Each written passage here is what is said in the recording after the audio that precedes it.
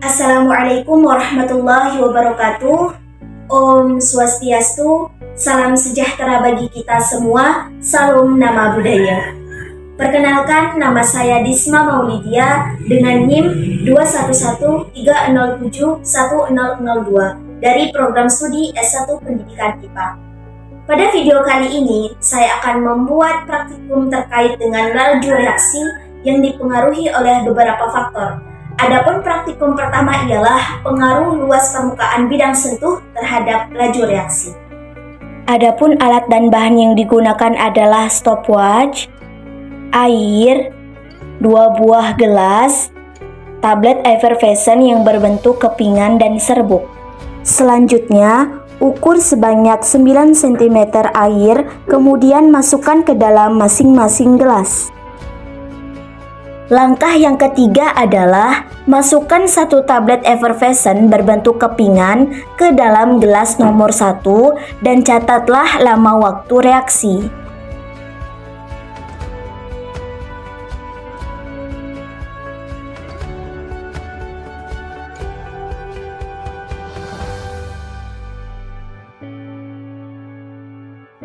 Langkah yang terakhir, masukkan 1 tablet effervescent berbentuk serbuk ke dalam gelas nomor 1 dan catatlah lama waktu reaksi. Adapun hasil akhir dari praktikum pertama yang dilakukan ini adalah pada gelas nomor 1 membutuhkan waktu 58 detik untuk larut di dalam air, sedangkan pada gelas nomor 2 membutuhkan waktu 12 detik untuk larut di dalam air. Hal ini menunjukkan bahwa laju reaksi itu dipengaruhi oleh luas permukaan bidang sentuh, yang mana adanya perbedaan bentuk. Pada gelas nomor 1 berbentuk tablet, pada gelas nomor 2 berbentuk serbuk, sehingga tablet itu lebih lama larut di dalam air dibandingkan dengan effervescent yang berbentuk serbuk. Adapun praktikum kedua yang dilakukan pada percobaan kali ini adalah untuk mengetahui pengaruh konsentrasi terhadap laju reaksi. Adapun alat dan bahan yang digunakan dalam praktikum ini yaitu air, batang pengaduk, gelas sebagai pengukur, larutan vitasimin, larutan iodium, 2 buah gelas A dan B, larutan kanji, larutan H2O2 3%, dan stopwatch. Selanjutnya, siapkan larutan A dengan mencampurkan setinggi 1,5 cm larutan vitamin C dengan setinggi 1,5 cm larutan iodium dan tambahkan air setinggi 3 cm.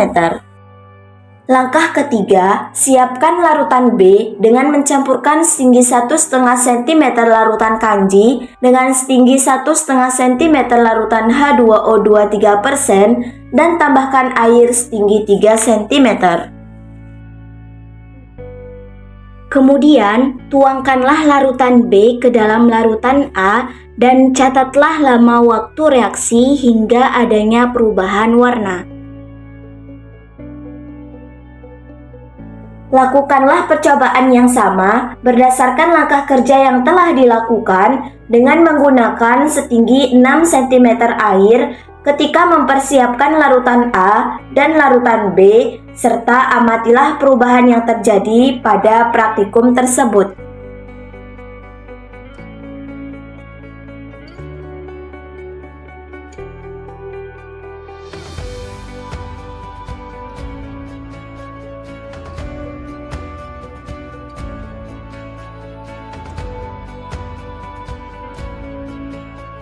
Berikut merupakan hasil percobaan pertama dan percobaan kedua pada praktikum yang telah dilakukan. Adapun hasil akhir dari praktikum untuk mengetahui konsentrasi terhadap laju reaksi menunjukkan bahwa pada percobaan pertama memiliki konsentrasi yang lebih tinggi dibandingkan dengan percobaan kedua.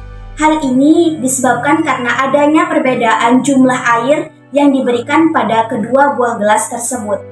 Pada percobaan pertama diberikan air sebanyak 3 cm, sedangkan pada percobaan kedua diberikan air sebanyak 6 cm. Hal inilah yang membuktikan bahwa konsentrasi juga berpengaruh terhadap laju reaksi. Selain itu, pada praktikum ini terjadi adanya perubahan warna dari awalnya kuning keruh menjadi ungu kehitaman dan sedikit adanya endapan.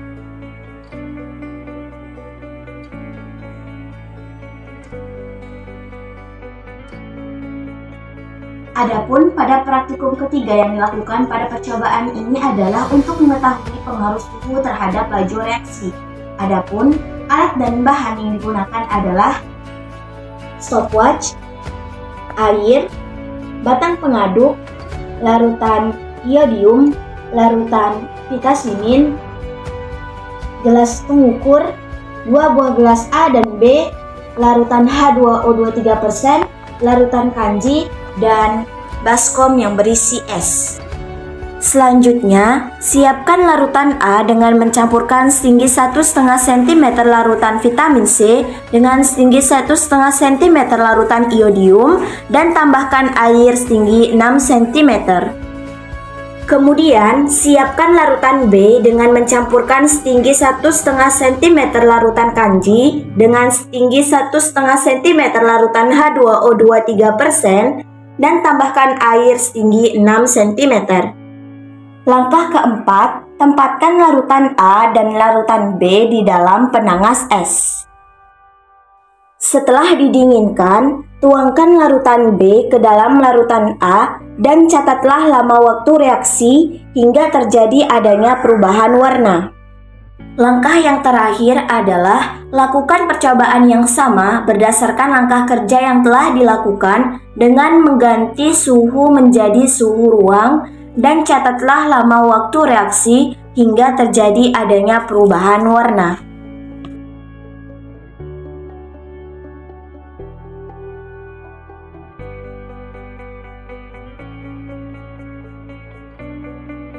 Berikut merupakan hasil percobaan pertama dan percobaan kedua.